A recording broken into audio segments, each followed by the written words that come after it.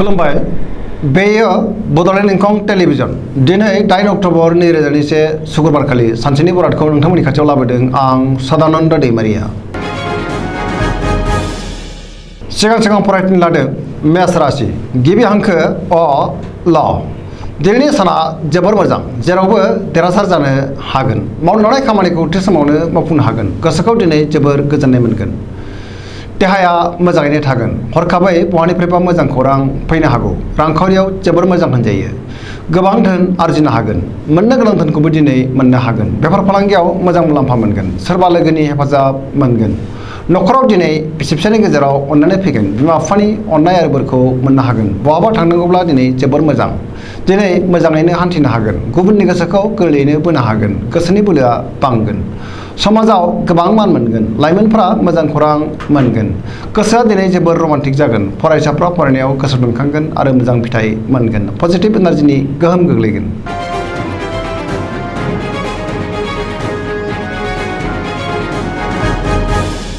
वृष राशि गिबि हांखो इ उ ब। दिनैनि साना जोबोर मोजां। गोबां खामानि मावनो गोसो दुंखांगोन। गोदान प्रजेक्ट लानो रोंगोन। गोसोखौ दिनै जोबोर गोजोननाय मोनगोन। गोसोनि बोलोआ बांगोन। मावनो लानाय खामानिखौ थि समावनो आरो गोरलैयैनो मावफुंनो हागोन। समाजाव मान मोनगोन। रांखावरियाव जोबोर मोजां। गोबां धोन आरजिनो हागोन। बेफार फालांगियाव जोबोर मोजां होनजायो। आयआ बांगोन। जेरावबो मुलाम्फा मोनगोन। न'खराव बिसि फिसायनि गेजेराव अननानै फैगोन। देहाया मोजाङैनो थागोन। गुबुननि हेफाजाब मोनगोन। जायखि खामानि मावा मानो मोनफ्रोमबो खामानिखौनो दिनै गोरलैयैनो मावफुंनो हागोन। लोगोफोरनि अनसायनाय मोनगोन। गोसोनि साननाय आरो लुबैनाया मोगथाङाव जाफुंगोन। पजिटिभ एनार्जिनि गोहोम गोग्लैगोन। सरासनस्रायै दिनै साना जोबोर मोजां आरो मोजाङैनो बारग'लांगोन।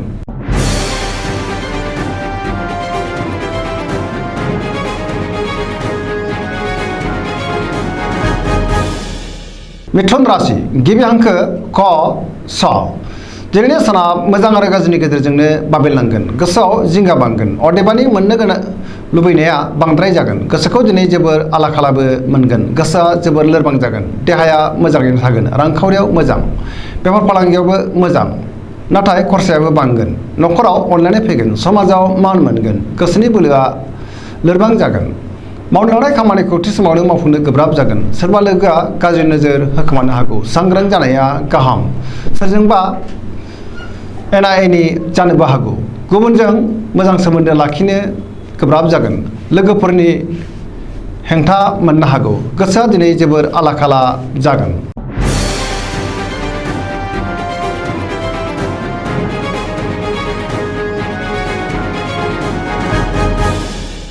कर्कट राशि गिबि हांखो ड ड ह।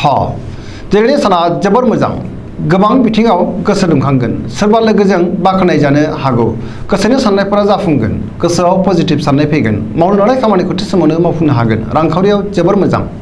बेफार फालांगियाव जोबोर मोजां मुलाम्फा मोनगोन। न'खराव दिनै अनलायनाय फैगोन। देहाया मोजाङैनो थागोन। गोसोखौ जोबोर गोजोननाय मोनगोन। गुबुननि हेफाजाब मोनगोन।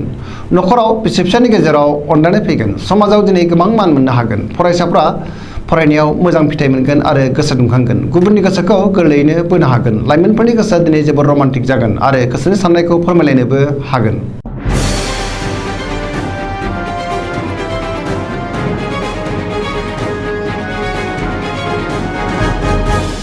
सिंह राशि गिबि हांखो म थ। दिनैनि साना बारा मोजां नङा। समाजाव मानहानि जानांनोबो हागौ। बयजोंबो गोरोबनो रोंनाय नङा।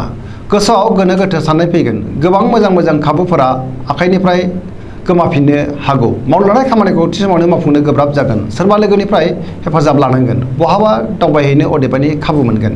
रांखावरियाव मोजां नङा। नाङा फाङा खरसाया बांगोन।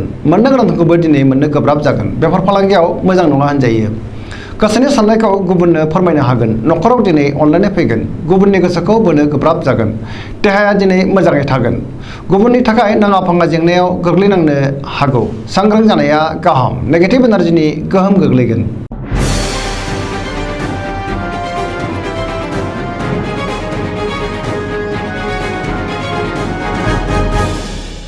कन्या राशि गिबि हांखो प ट।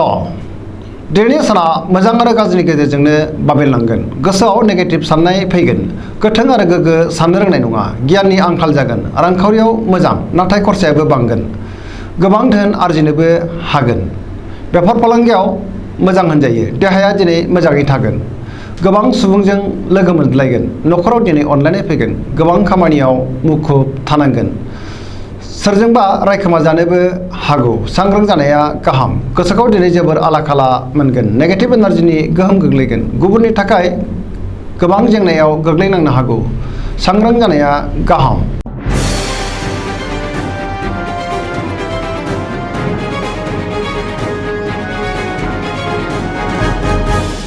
तुला राशि गिबि हांखो र ट दिनैनि साना बारा मोजां नङा गोसोनि बोलोआ लोरबां जागोन गोसोनि साननायफोरा देबार नांगोन मावनो लानाय खामानिखौ थि समावनो मावफुंनो हागोन देहाया मोजाङै थागोन रांखावरियाव बारा मोजां नङा मोननो गोनां धोनखौ दिनै मोननो गोब्राब जागोन आयनिख्रुइ खरसाया बांसिन जागोन न'खराव बिसि फिसायनि गेजेराव अनलायनाय फैगोन समाजाव मान मोनगोन बेफार फालांगियाव बारा मोजां नङा गुबुननि गोसोखौ बोनो गोब्राब जागोन लोगोफोरनि हेफाजाब मोननाय नङा गावखौनो लोगो गैजायै बायदि हारसिं आरो दरसि मोनगोन गोदान थांखि लाथ'वाब्ला मोजां सेंग्रा सिख्लाफोरनि गोसोआ दिनै जोबोर आला खाला जागोन गोसोआव गोनो गोथो साननाय फैगोन नेगेटिभ एनार्जिनि गोहोम गोग्लैगोन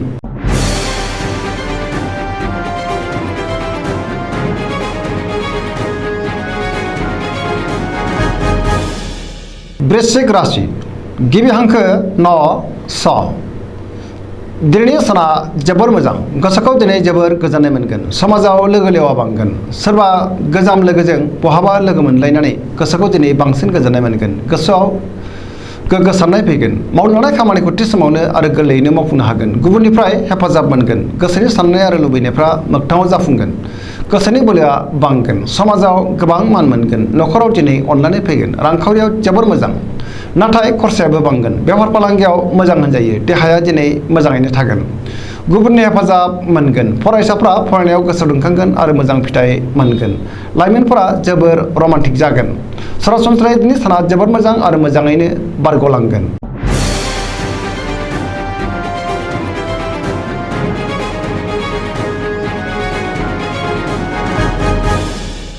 धनु राशि गिबि हांखो ढ फ भ दिनैनि साना जोबोर मोजां गोसोआव बोलो बांगोन मावनो लानाय खामानिखौ थि समावनो आरो गोरलैयैनो मावफुंनो हागोन गोसोनि साननाय आरो लुबैनायफ्रा मोगथाङाव जाफुंगोन रांखावरियाव जोबोर मोजां मोननो गोनां धोनखौ दिनै मोननो हागोन बेफार फालांगियाव जोबोर मोजां मुलाम्फा मोनगोन समाजाव लोगो लेवा बांगोन समाजाव मान मोनगोन आलासि न'खराव फैनो हागौ बिमा बिफानि अननाय आरो बोरखौ दिनै मोननो हागोन बहानिफ्रायबा मोजां खौरां फैनो हागौ लाइमोनफोरनि गोसोआ दिनै जोबोर रमान्टिक जागोन आरो गावबा गावनि गोसोनि साननायखौ फोरमायलायनोबो हागोन न'खराव अनलायनाय फैगोन पजिटिभ एनार्जिनि गोहोम गोग्लैगोन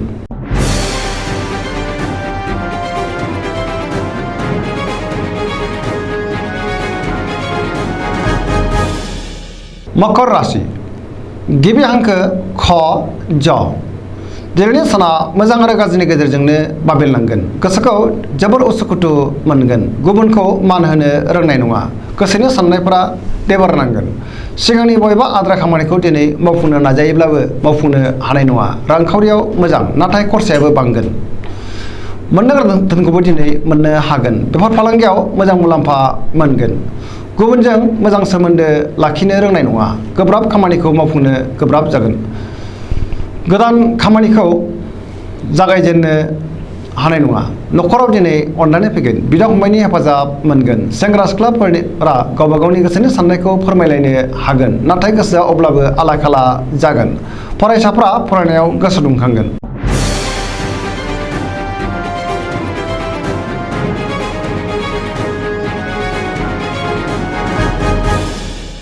कुंभ राशि गिबि हांखो ग स स दिनैनि साना जोबोर मोजां गोसोखौ दिनै जोबोर गोजोननाय मोनगोन मावनो लानाय खामानिखौ थि समावनो आरो गोरलैयैनो मावफुंनो हागोन बहानिफ्रायबा मोजां खौरां मोनगोन समाजाव गोबां मान मोनगोन गोबां मुंदांखा सुबुंजों लोगो मोनज्लायगोन रांखावरियाव दिनै जोबोर मोजां होनजायो बहानिफ्रायबा गोबां धोन मोननो हागोन आया बांगोन देहाया दिनै मोजाङैनो थागोन न'खराव अनलायनाय फैगोन गुबुननि हेफाजाब मोनगोन बिमा बिफानि अननाय आरो बोरखौ दिनै मोननो हागोन बहाबा दावबायहैनो खाबु मोनगोन पजिटिभ एनार्जिनि गोहोम गोग्लैगोन सरासनस्रायै दिनै साना जोबोर मोजां आरो मोजाङैनो बारग'लांगोन